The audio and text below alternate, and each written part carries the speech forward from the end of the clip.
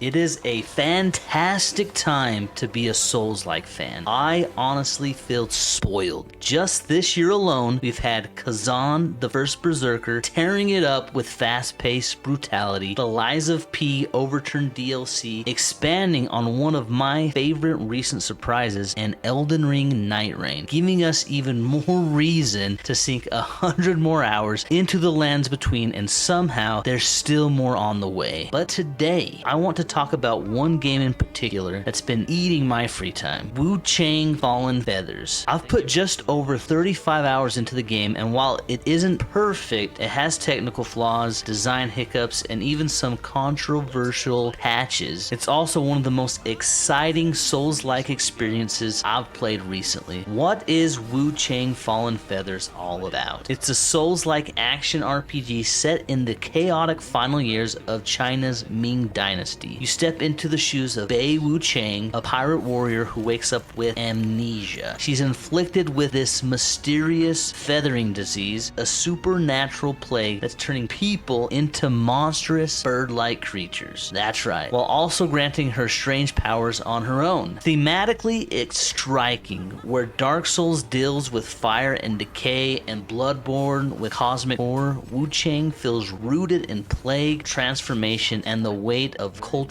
collapse. And Bei herself is a fantastic protagonist. Unlike the silent, blank slates we often get in Souls-like, she feels like a character that is defined by her curse. She's caught between humanity and monstrosity, and every swing of her weapon reminds you of that. That's all I'll say about the story right now. I don't want to spoil it, but I will be talking about weapons, spells, skills, and boss fights, so consider this your spoiler warning for gameplay. Let's start with the rough parts. Performance issues. The biggest one is performance. On PC, this game struggles. People have had frame drops, stutters, and input hitches. Stuff that's frustrating in any game, but in a Souls-like, one bad frame can literally mean death. It's maddening. At the time of this recording, Steam reviews were sitting at around 30% positive, mostly because of these technical issues, odd pricing, and missing content. Even patches haven't smoothed it out completely. Patch 1.4 improved FPS, but was later discovered to be relying on forced upscaling, even if you had resolution set to 100%. Then came patch 1.5, which caused major backlash. Bosses no longer die. They just faint, and entire chapters were toned down in difficulty, with enemies becoming passive. That undermined a lot of the tone and challenge. Next up, design flaws. Beyond that, a few design flaws pop up. Some bosses feel overtuned with sudden difficulty spikes that break the flow. Progression can feel sluggish, especially in the first 10 hours. The mechanics pile on fast. Between Skyborn Might, madness, skill trees, and magic, it can feel a little overwhelming. And while the art is beautiful, the sound design outside of boss fights can feel flat and unremarkable. So yeah, the flaws are real, but here's the thing. Despite all of this, I couldn't stop playing it. And that's because of one thing, the combat. If I had to sum it up, the combat in Wu Chang is phenomenal. It's the reason I've stuck with the game through its rough edges. Every swing has weight, every dodge feels sharp, and the Skyborn Might system constantly rewards skillful play. Perfect dodges don't just make you look slick, they build energy that fuels weapon skills and spells. That means playing well fuels your offensive options, and the game constantly pushes you to get better. Now let's talk about my weapon of choice, which is the longsword. And honestly, it feels incredible. It's not the fastest weapon, but it has a perfect balance of speed, reach, and power, and just clicks with me. What really makes it shine though is the counter mechanic. With the right timing, you can meet an enemy's attack head on and cut through it with a precise counter slash. It doesn't just save you, it punishes enemies for daring to swing at you. Pulling it off feels insanely satisfying, especially against bigger enemies where one well-timed counter can completely shift the momentum of a fight. There are two boss fights that I want to talk about that really stand out for me so far. The first one being General Honglin. This is the fight where I really learned that longsword counter. At first, I was panicking like I always do, constantly dodging, running out of stamina, but Honglin's attacks pattern forced me to slow down and start timing my counter. counters. And when I finally landed one perfectly, it completely changed the fight. Suddenly I wasn't scrambling, I was controlling the duel. By the end of the fight, I felt like I'd mastered the mechanic, and it made every counter after that more rewarding. The second fight was with Fang Ling, easily one of my favorite encounters so far, but also one of the hardest. She's fast, unpredictable, and relentless, and I stuck with the longsword for this fight, but after struggling over and over, I finally added ethereal form, and it felt like a cheat code. The spell basically performs a perfect dodge for you if you're too slow, and every time you nail it, you also gain a feather to be able to recast it again. And suddenly I wasn't just surviving, I was flowing through her combos, building Skyborn Might, and landing counters when the timing lined up. It was one of those moments where the game gave me the perfect tool to finally break a wall. On top of all this, the spell system in general also kept me hooked. Ethereal form has been my crutch, but there are plenty of offensive and buff spells that make builds feel fresh. Magic doesn't feel like an optional side mechanic, it's baked directly into the combat loop. The bottom line, combat in Wu Chang is faster than Dark Souls and constantly rewarding. With the longsword counter and spells like ethereal form, every fight feels like it's giving you new tools to outsmart and outplay your enemies. Alright, now let's talk about more things that have kept me hooked. The build freedom. The skill tree is one of the best parts of the game. You can respec anytime, which means you're never locked in. At one point, I experimented with the Madness Heavy build just to see how much damage I could pump out, and while it was hilarious melting enemies, I also got one shot constantly. It was fun for a while, but I ended up returning to the longsword because the counter system on that longsword just felt too good to give up. But the freedom to experiment, fail, and come back stronger is exactly what I love in a Souls-like. Level design. Exploration is rewarding as well. The world is interconnecting with shortcuts, hidden paths, and secrets that will constantly encourage you to poke around. Some areas remind me of Dark Souls 1 with looping pathways that suddenly connect back to earlier bonfires. Now what about the atmosphere? Visually this game is gorgeous. It feels like stepping into a moving Chinese landscape painting. Foggy mountains, temples, villages, and corrupt battlefields. Compared to Western Souls-likes, it feels refreshingly different, with armor and architecture rooted in Chinese culture. The story and the lore is cryptic but engaging, revealed through NPCs, environmental storytelling, and the feathering disease itself, and multiple endings that make your choices feel meaningful. Sound and presentation. The ambient audio is fine, but when the soundtrack kicks in during boss fights, it's fantastic. Combined with strong voice acting, it really sells the atmosphere. If I had to compare Wu Chang to other Souls-likes, the combat feels closer to Sekiro in terms of precision, but weightier like Dark Souls 3. The setting and plague themes give it a vibe similar to Bloodborne, but rooted in Chinese myth instead of cosmic horror. The level design really does remind me of Dark Souls 1, with that interconnected looping world. This game is not reinventing the genre, but it's blending influences in a way that feels fresh. And honestly, with the right patches, this game could go from hidden gem to underrated classic. If the devs smooth out performance, rethink some of the patch 1.5 changes, and polish the rough edges, it could easily sit alongside Lies of P as one of the best non-FromSoft Souls-likes. So, is Wuchang Fallen Feathers perfect? No. You've got your performance issues, your patches, your uneven combat balance that definitely holds it back, but here's the thing. The combat, build freedom,